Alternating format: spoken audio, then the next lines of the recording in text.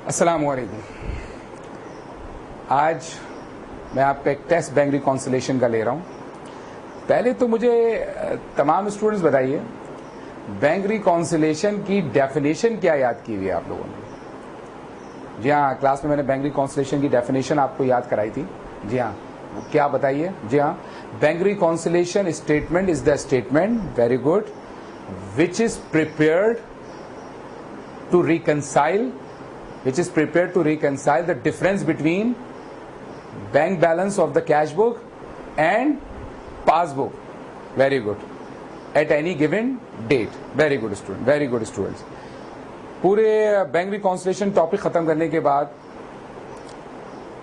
इसके एग्जामिनेशन में जो एमसीक्यूज आते हैं मैं आपसे पूछ रहा हूं। एग्जामिनर ने मुख्तलिफ एमसीक्यूज मुख्तलिफ ईयर्स में दिए हैं, उसमें जज करते हैं कि इसमें आपकी कैसी तैयारी है। तो शुरू करते हैं। पहले तो बताइए, पासबुक किसके पास है? बैंक के पास है। कैश बुक किसके पास है? कंपनी के पास है। उन दोनों के दरमियान जो डिफरेंस है, उस डिफरेंस के लिए हम कौन सा स्टेटमेंट तैयार करते हैं? Bank reconciliation. शुरू करते हैं बेटा, स्टूडेंट शुरू करते हैं। Bank column on receipt side of the cash book shows total of ₹6,50,000। बताइए, कैश बुक का जो रिसिप्ट साइड है बैंक कॉलम, उसका टोटल क्या आ रहा है? 6,50,000। While the bank column on the payment side of the cash payment side show total ₹7,80,000। ओहो, यहां तो मामला डिफरेंट हो गया कि हमारी जो कैश बुक कह रही है कि भाई हमारे पास जो पैसा बैंक कॉलम में रिसीव्ड हुआ है, पहुंचा है, वो 6.5 लाख, लेकिन हमने जो बैंक से पेमेंट्स किए हैं वो 7,80,000 की हैं। तो बैंक के कॉलम में तो पॉसिबल है ये, कैश के कॉलम में पॉसिबल नहीं है, क्योंकि कैश जितना आता है उससे ज्यादा पेमेंट नहीं की जा सकती। लेकिन बैंक में एक पॉसिबिलिटी होती है। बताइए, आपने डिपॉजिट कितने कराए थे? You have deposited ₹6,50,000 but you have withdraw ₹7,80,000 during the year. It mean how much you extra draw from the bank? Yes, कितना ड्रॉ किया एक्स्ट्रा? बताइए, 1,30,000। 1,30,000। तो बताइए, वो जो 1,30,000 ज्यादा ड्रॉ कर लिया है, क्या वो पैसा हमें बैंक को वापस करना पड़ेगा? एग्जामिनर अब आपसे 4 ऑप्शन दे रहा है, बताइए कौन सा जवाब सही है। क्या ओवरड्राफ्ट 90,000 का है, 1,30,000 का है, बैंक बैलेंस जो है वो 1,60,000 का है, या 1 लाख का है? जी हाँ, बिल्कुल सही जवाब कि आपने बैंक से कितने एक्स्ट्रा ड्रॉ किए हुए? 1,30,000। और वो अब ये 1,30,000 आपकी लायबिलिटी है, और ये 1,30,000 आपको बैंक को क्या करने? वापस करने अकाउंट में। वेरी गुड, वेरी गुड, बिल्कुल सही। नेक्स्ट देखिए एमसीक्यू बेटा। When depositing money in your bank account you should always use. बेटा, जब आप बैंक में पैसे जमा कराते हैं तो क्या ऑलवेज यूज करते हैं? चेकबुक यूज करते हैं? क्या चेकबुक के थ्रू, अपनी ही चेकबुक के थ्रू अपने बैंक में पैसे जमा करा रहे हैं? अपनी कैश बुक के थ्रू, जर्नल लेजर के थ्रू, या एक डॉक्यूमेंट होता है पेन स्लिप? जी हाँ, आपका जवाब बिल्कुल सही, पेन स्लिप। जब आप बैंक में पैसे जमा कराते हैं या चेक जमा कराते हैं तो एक बैंकर आपको एक पेन स्लिप देता है जिसमें आप पूरा मेंशन करते हैं अमाउंट। अगर चेक जमा करा रहे हैं तो चेक नंबर रुपीज में भी लिखते हैं, अपना अकाउंट नंबर लिखते हैं, तो उसको क्या कहते हैं बेटा? पेन स्लिप कहते हैं। वेरी गुड स्टूडेंट्स, आगे चलिए।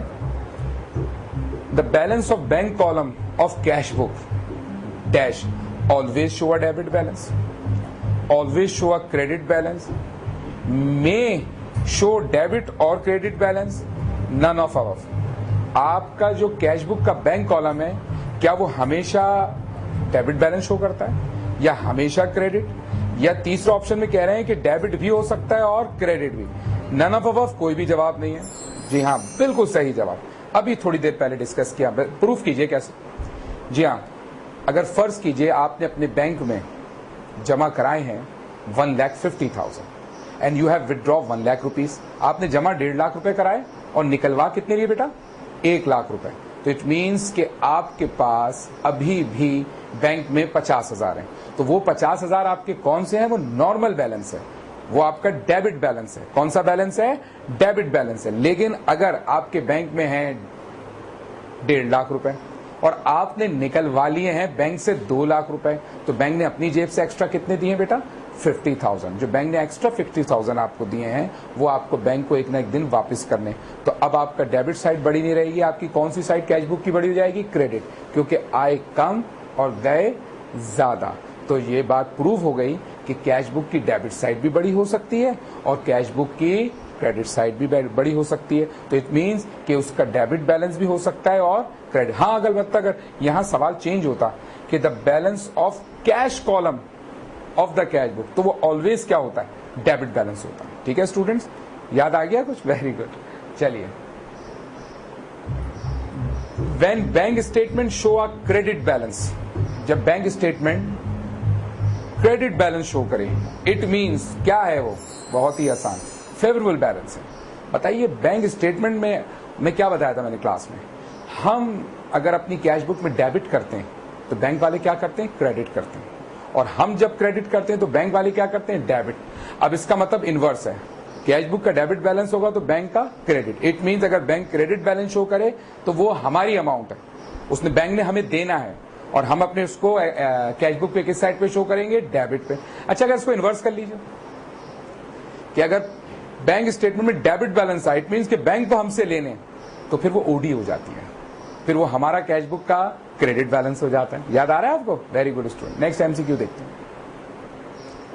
When bank column of a cash book show a debit balance, और अगर bank column of the cash book show करे डेबिट बैलेंस, तो क्या है वो? ओवरड्राफ्ट है, अनफेवरेबल है, फेवरेबल है, फेवरेबल बैलेंस एज पर पासबुक है, क्या है वो? जी हाँ, कैश बुक में अगर bank column debit balance show करे, इट मीन्स कि हमारे बैंक में अमाउंट मौजूद है।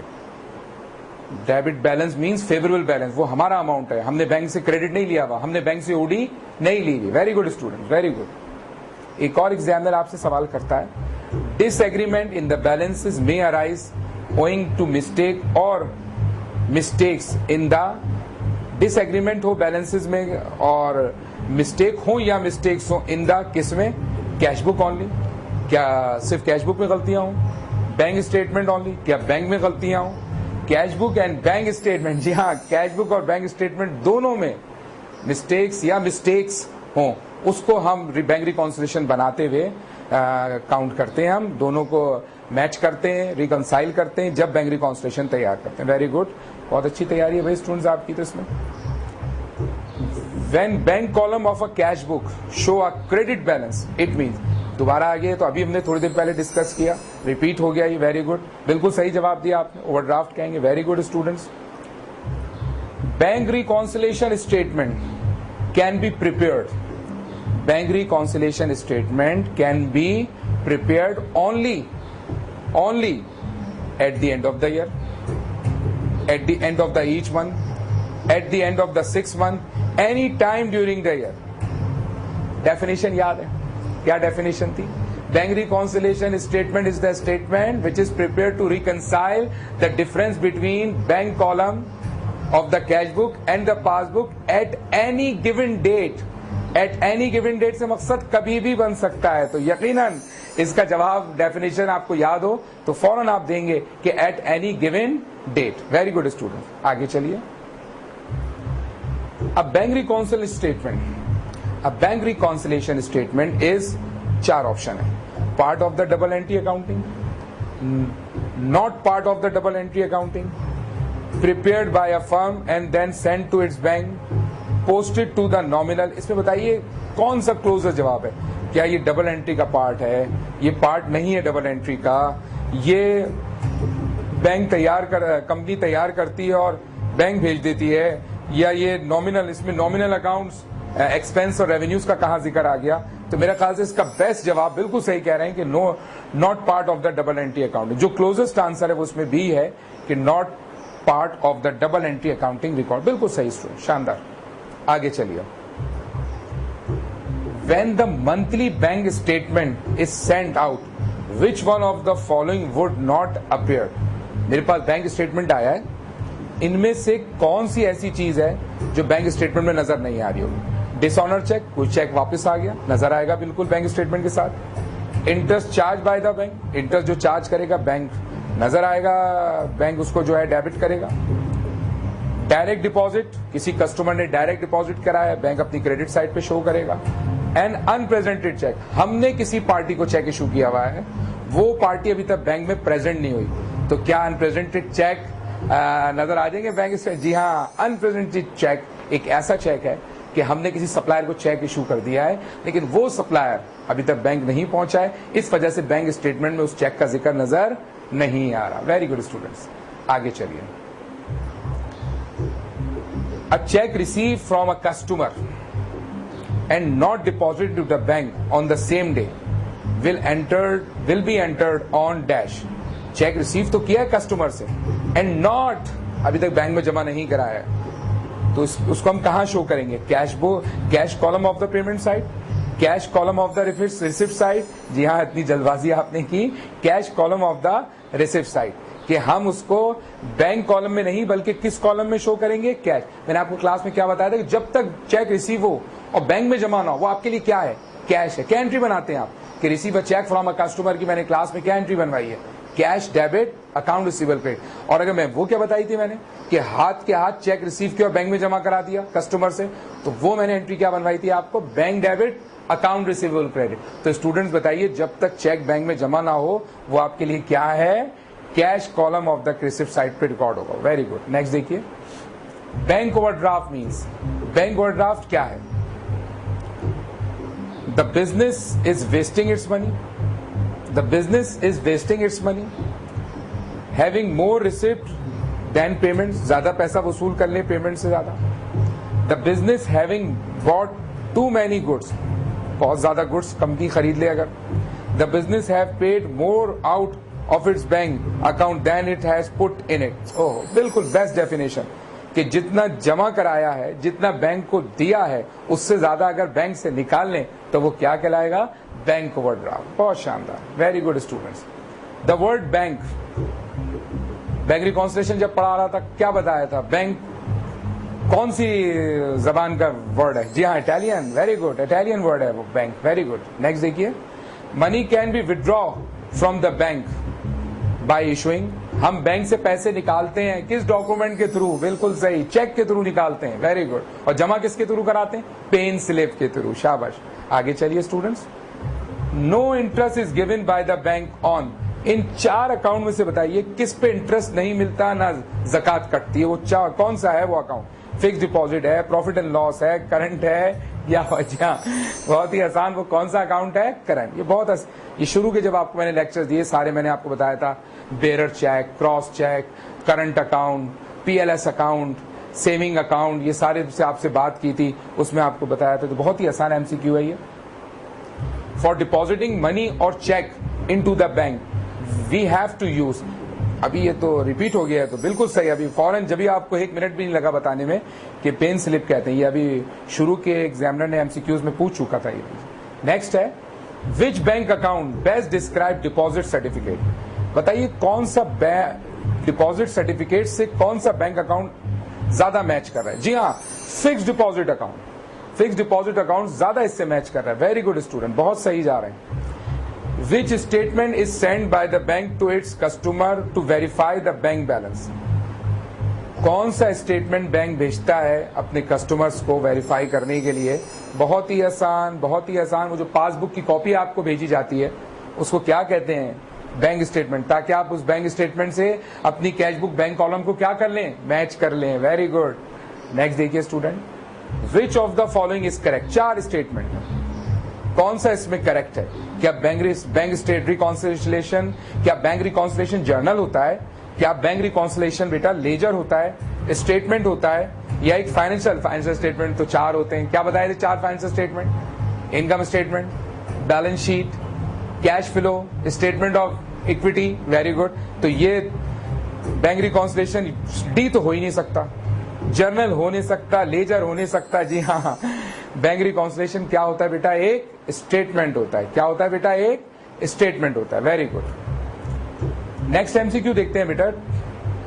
एग्जामिनर ने एक सवाल किया है आपसे कि bank statement show a credit balance of ₹80,000 which mean, अगर बैंक स्टेटमेंट का क्रेडिट बैलेंस हो तो मैंने आपको बताया था वो नॉर्मल बैलेंस होता है। Which are liable to pay 80,000 to the bank, we are liable to pay ₹80,000 to bank. हमें बैंक को देने हैं भाई 80,000।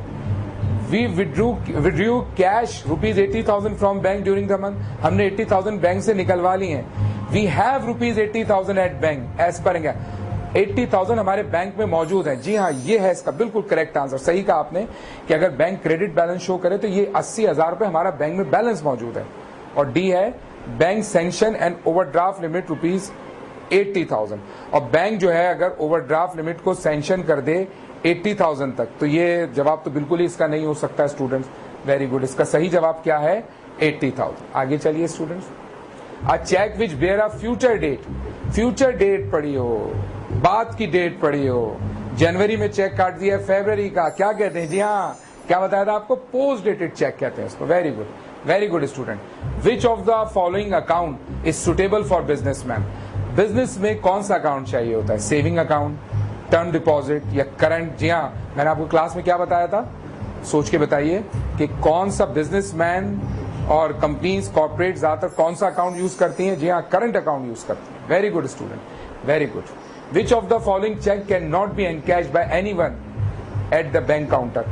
कौन सा ऐसा चेक है जो which of the following cheque can be encashed by anyone at bank counter? कोई भी जाए वो चेक बैंक काउंटर पे दे और अमाउंट कैश कर ले, वो कौन सा चेक है? जी हाँ, उसको कहते हैं बेरर चेक। और मैंने क्या बताया था, वो कौन सा चेक है जो अकाउंट टू अकाउंट पैसा ट्रांसफर होता है? Cross check. क्रॉस चेक के लिए निशान आपको मैंने उसका साइन क्या बताया था? जी हाँ, दो लाइंस ड्रॉ कर देते हैं चेक के ऊपर। वेरी गुड, बिल्कुल सही जा रहे हैं। आगे चलिए। The small portion of pen slip that is written by the bank account holder is called. एक स्लिप आपको जो जब आप पैसा जमा कराते हैं आपके पास प्रूफ के तौर पर एक स्लिप रहती है, उसको क्या कहते हैं बेटा? काउंटरफॉइल कहते हैं। बिल्कुल सही, बिल्कुल सही। उसको काउंटरफॉइल क्या? अब तो खैर पहले पेन स्लिप चलते थे कि काउंटरफॉइल होती थी, आगे पेन स्लिप बैंक रख लेता था। अब डुप्लीकेट्स आ गए कि प्रैक्टिकली अब ये होता है कि जितने मॉडर्न बैंक्स हैं वो पेन स्लिप उनकी 2 होती हैं।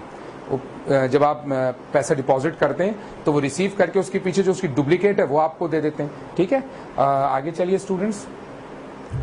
Bank reconciliation statement is a part of. Bank reconciliation statement किस चीज का पार्ट है? इन चारों में बैंक रिकॉन्सिलिएशन में कौन सी चीज काम आती है? जनरल लेजर काम आता है, सेल जर्नल, कैश बुक। जी हाँ, बैंक रिकॉन्सिलिएशन की डेफिनेशन ही है ये कि bank balance of the cash book. Difference किस में रिकंसाइल करते हैं? कैश बुक और पासबुक में से। Very good students. Bank reconciliation statement is to prepare to reconcile. अब डेफिनेशन दे दी एग्जामिनर ने, प्रिपेयर टू रिकंसाइल। कौन सा जवाब? जी हाँ, bank column of the cash book with the bank statement. बिल्कुल सही, बिल्कुल सही स्टूडेंट्स। आगे चलिए। Cheque given by a customer but not honoured by their bank. Cheque given by customer but not honoured by their bank are called. बेटा कोई check आपने customer ने आपको दिया है, वो ऑनर्ड नहीं हुआ, वापस आ गया, ऐसे चेक को आप क्या कहते हैं? बिल्कुल सही जवाब, डिसऑनर चेक कहते हैं। Very good students. नेक्स्ट देखिए बेटा। A cheque which is payable to certain person. एक चेक पे बता दिया है कि सर्टेन पर्सन को दें, उस चेक को क्या कहते हैं? ऑर्डर चेक कहते हैं। क्या कहते हैं स्टूडेंट्स? ऑर्डर चेक कहते हैं। बहुत शानदार। Which of the following will not appear in the bank statement. इन चारों में कौन सी ऐसी चीज है जो नहीं आती? पेटी कैश, पेमेंट फ्रॉम पेटी कैश जो है वो बैंक स्टेटमेंट में नजर, बाकी डायरेक्ट डिपॉजिट नजर आएगा, इंटरेस्ट नजर आएगा, bank service charges bank deduct करेगा नजर आएगा। लेकिन बेटा आप जो पेमेंट्स पेटी कैश है वो तो पेटी कैशियर करता है, पेटी कैश बुक में रिकॉर्ड की जाती है, वो इसमें नजर नहीं आएगी। Overdraft in the bank statement is shown by. Overdraft हमेशा किस में आता है? बिल्कुल सही, डेबिट बैलेंस में आता है। और अगर क्रेडिट बैलेंस हो तो वो फेवरेबल होता है, जैसे कि आपको क्लास में बताया गया। ठीक है, टायर्ड तो नहीं होगा इतने सारे एमसीक्यूज के जवाब देके? शाबाश, very good, very good. Bank reconciliation statement is prepared to.